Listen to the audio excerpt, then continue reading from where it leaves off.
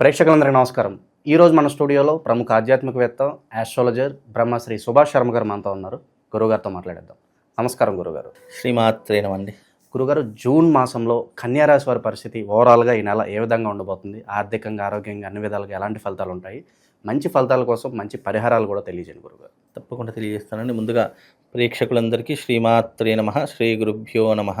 జ్ఞానినాంనపి చేతాంసి దేవీ Bhagavati హిస బలాయ కృష్యమోహాయ Mahamaya ప్రయశ్చతి.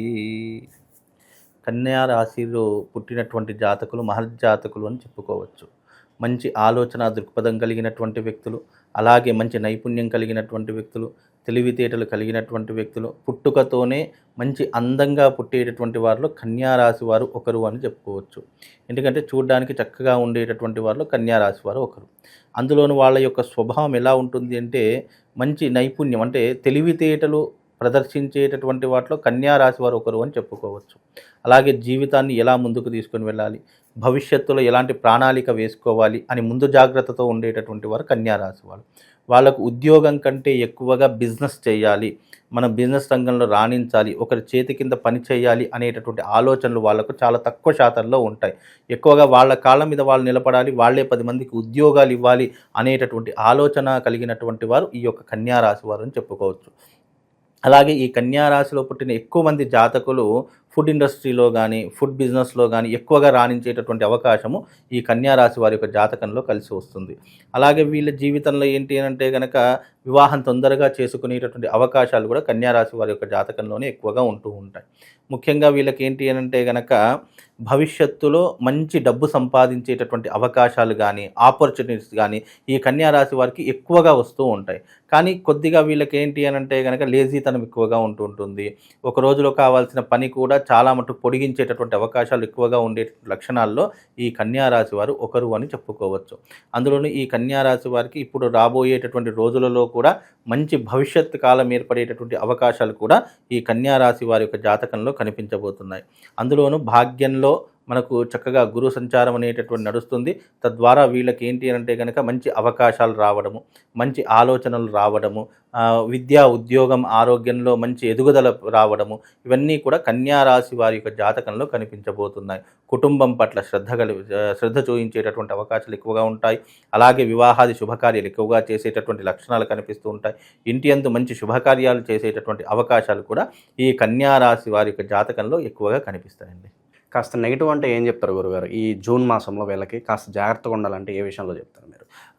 June మాసంలో గనక ఈ మాసం ప్రకారంగా తీసుకుంటే గనక కన్యా రాశి వారికి కొన్ని ఫైనాన్షియల్ ఇబ్బందులు వచ్చే అవకాశము, వృత్తిరీత్యా కానీ వ్యాపార రీత్యా కానీ కొన్ని ఈ ఇబ్బందులు వచ్చేటటువంటి అవకాశాలు వీళ్ళకి ఎక్కువగా కనిపించేటటువంటి లక్షణాలు ఈ మాసంలో ఏర్పడబోతున్నాయి.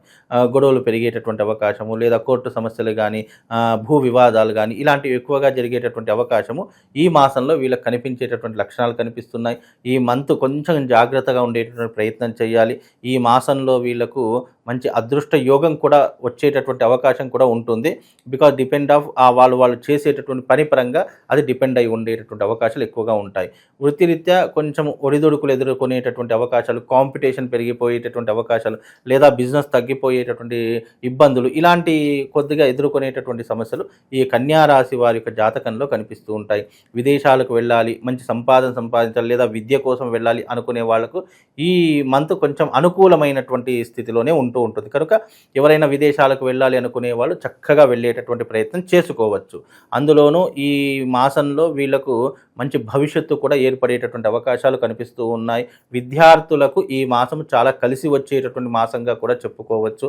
ఈ మాసంలో వీళ్ళు వివాహాది శుభకార్యాలు చేయడం కానీ, లేదా ఇంటి యందు ఏదైనా శుభకార్యాలు నెరవేర్చడం కానివ్వండి, కొత్త ప్రాపర్టీస్ కొనుగోలు చేసుకోవడం కానీ ఇలాంటివి చేసేటటువంటి అవకాశాలు మాత్రం వీళ్ళకు ఉంటాయి. నెగిటివ్ పాయింట్స్ అంతా చెప్పుకోదగ్గటువంటివి అయితే ఏం లేవు.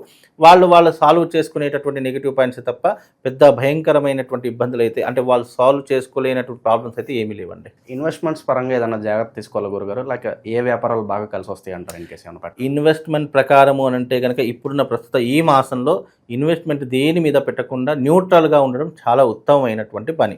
ఎందుకంటే ఇన్వెస్ట్మెంట్ పెడదామని అనుకుంటాం, కానీ ఈ మాసం వాళ్ళకు కొద్దిగా ఇబ్బంది, గడ్డు కాలమైనటువంటి మాసం. ఎందుకంటే ఆర్థికపరమైనటువంటి లావాదేవీలకు ఈ మాసం వాళ్ళకు కలిసి రాదు. కనుక ఈ మాసంలో కాస్త జాగ్రత్తగా ఉండే ప్రయత్నం చేయండి. అందులోనూ వీళ్ళకి ఏంటి అని అంటే కనుక 9వ స్థానంలో వీళ్ళకు గురు సంచారం అనేటటువంటి నడుస్తుంది. గురు సంచారం 9వ స్థానం అనేటటువంటిది లాభ నష్టాలను సమకూర్చేటటువంటి స్థానము. అందులోనూ మిథున రాశిలో గురువు సంచరిస్తున్నాడు కాబట్టి ఈ మాసం కొంచెం జాగ్రత్తగా ఉండే ప్రయత్నం చేసుకుంటే సరిపోతుంది. తర్వాతి మాసంలో మీరు ఏదైనా లావాదేవీలు పెట్టవచ్చు, అన్ని రకాలుగా మీరు పెట్టుబడులు పెట్టవచ్చు, లాభాలను సంపాదించేటటువంటి అవకాశాలు కూడా ఆ మాసంలో పెరుగుతాయి. ఈ మాసం కొద్దిగా న్యూట్రల్గా ఉండే ప్రయత్నం చేయండి. కొత్త పరిచయాలు అయ్యే అవకాశం మనకు కనిపిస్తున్నాయా, లేదంటే అయిన వాళ్ళే నమ్మక ద్రోహం చేయడం ఇలాంటి సంఘటనలు ఏమైనా కనిపిస్తున్నాయి? వీళ్ళ జాతకంలో ప్రకారం ఇప్పుడున్న పరిస్థితుల ప్రకారం చూసుకుంటే కనుక కొత్త వాళ్ళ పరిచయాలు అనేటటువంటి ఏర్పడతాయి. అవి కొన్ని రకాలుగా మంచికే దారి తీస్తాయి తప్ప చెడుకు అనేటటువంటి దారి తీసేటువంటి పరిస్థితి ఉండదు. కనుక ప్రస్తుత కాలంలో వీళ్ళకు మంచి పరిహారాలు మాత్రమే ఉన్నాయి. మంచి పనులు చేసుకునేటటువంటి అవకాశాలు ఎక్కువగా ఉన్నాయి. దైవారాధన చేసుకోవడం, దైవిక పరమైనటువంటి ప్రయత్నాలు చేసుకోవడం వీళ్ళకు కొద్దిగా లాభదాయకంగా ఉండేటువంటి అవకాశాలు ఎక్కువగా ఉన్నాయండి. గురుగారు, జ్యేష్ఠ మాసం మనకి ఆల్రెడీ స్టార్ట్ అయిపోయింది. మరి ఎలాంటి పరిహారాలు చేసుకోవడం వల్ల వాళ్ళకి మంచి జరుగుతుంది అంటారు? ఈ రాశి వారికి జ్యేష్ఠ మాసంలో చేసుకోవాల్సినటువంటి పరిహారాలు ఏంటి అంటే అమ్మవారి యొక్క ఆరాధన చేసుకోవడం చాలా విశేషమైనటువంటి విధానాలు. ఈ జ్యేష్ఠ మాసంలో లలితాదేవి అమ్మవారి యొక్క ఉపాసన చేసుకోండి. ఆ అమ్మవారి యొక్క ఉపాసన అంటే అర్థం ఏంటంటే ప్రతి శుక్రవారం అమ్మవారి పేరు మీదుగా ఉపవాసం ఉండడము, శుక్రవారం అమ్మవారి యొక్క ఆలయానికి వెళ్ళడము, అక్కడ అమ్మవారికి ఏదైనా పూలమాల సమర్పించడము, కొబ్బరికాయ కొట్టడము, ఇలాంటివి చిన్న చిన్న అమ్మవారి యొక్క ఆరాధన చేసుకున్న వీళ్ళ జీవితంలో అన్ని ఆటంకాలు దూరం అయ్యేటటువంటి అవకాశం ఉంటుంది.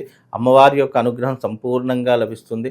అలాగే అమ్మవారికి సంబంధించినటువంటి ఓం శ్రీం హ్రీం క్లీం శ్రీ లలితా త్రిపుర సుందరియై నమః అనేటటువంటి మంత్రాన్ని చదువుకోవడం ద్వారా కూడా వీళ్ళకు మంచి యోగం అనేటటువంటిది కలుగుతుందండి.